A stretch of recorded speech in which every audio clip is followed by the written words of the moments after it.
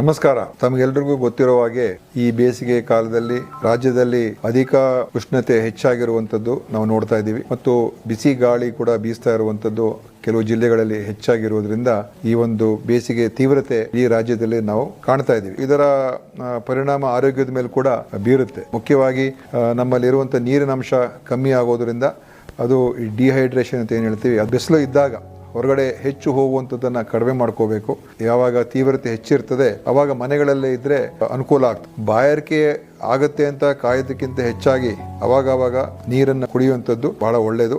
ಮತ್ತು ಅದೇ ರೀತಿ ನಮ್ಮ ಆಹಾರದಲ್ಲೂ ಕೂಡ ಗಮನ ಕೊಟ್ಟು ಆಹಾರ ಸೇವನೆ ಮಾಡಬೇಕು ಅಂತ ನಮ್ಮ ವಿನಂತಿ. ಅದರಲ್ಲೂ ಹೆಚ್ಚು ನೀರಿರುವಂಥ ಆಹಾರ ಪದಾರ್ಥಗಳೇನಿದೆ ಅದನ್ನ ತಾವು ಬಳಸಬೇಕು. ಈಗ ಸೌತೆಕಾಯಿ ಇರ್ಬೋದು, ಕಲ್ಲಂಗಡಿ ಹಣ್ಣು, ಎಳ್ನೀರು, ಈ ಥರ ಒಂದು ಆಹಾರ ಒಂದು ಸೇವನೆಯನ್ನು ಮಾಡುವಂಥದ್ದು ಇದು ಅನುಕೂಲಕರ.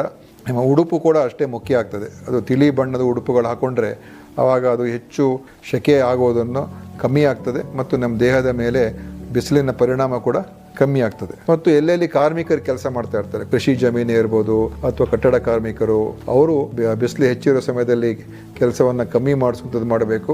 ಮತ್ತು ಅವರಿಗೆ ಅಗತ್ಯ ಇರುವಂಥ ನೀರಿನ ಸೌಲಭ್ಯ ಅದೆಲ್ಲವನ್ನು ಕೂಡ ಒದಗಿಸಿ ಕೊಡುವಂಥದ್ದು ಕೂಡ ಅಷ್ಟೇ ಮುಖ್ಯ. ಅದರಲ್ಲೂ ವಿಶೇಷವಾಗಿ ಗರ್ಭಿಣಿಯರು, ವೃದ್ಧರು ಮತ್ತು ನವಜಾತ ಶಿಶುಗಳು ಇಂಥವರು ಇನ್ನೂ ಹೆಚ್ಚು ಎಚ್ಚರಿಕೆಯಿಂದ ಇರುವಂಥದ್ದು ಮತ್ತು ಅವರನ್ನು ನೋಡ್ಕೊಳ್ತಾ ಇರ್ತಕ್ಕಂಥ ಯಾರು ಪೋಷಕರು ಅಥವಾ ಸಹಾಯಕರು ಇರ್ತಾರೆ ಅವರು ಕೂಡ ಇವ್ರ ಬಗ್ಗೆ ಹೆಚ್ಚು ಗಮನ ಕೊಡಬೇಕು ಅಂತ ನಿಮ್ಮಲ್ಲಿ ವಿನಂತಿ ಮಾಡ್ತಾ ಇದ್ದೀನಿ. ನಮ್ಮ ಇಲಾಖೆ ಕೂಡ ಇದರ ಬಗ್ಗೆ ಕೆಲವು ಕ್ರಮಗಳನ್ನು ತಗೊಂಡಿದ್ದೇವೆ. ನಮ್ಮ ಎಲ್ಲ ಸಮುದಾಯ ಆರೋಗ್ಯ ಕೇಂದ್ರ, ತಾಲೂಕಾ ಕೇಂದ್ರಗಳು, ಆಮೇಲೆ ಜಿಲ್ಲಾ ಆಸ್ಪತ್ರೆಗಳು ಹೀಟ್ ಸ್ಟ್ರೋಕ್ ಮ್ಯಾನೇಜ್ಮೆಂಟ್ ರೂಮ್ಗಳಂತ ಮಾಡಿದ್ದೇವೆ.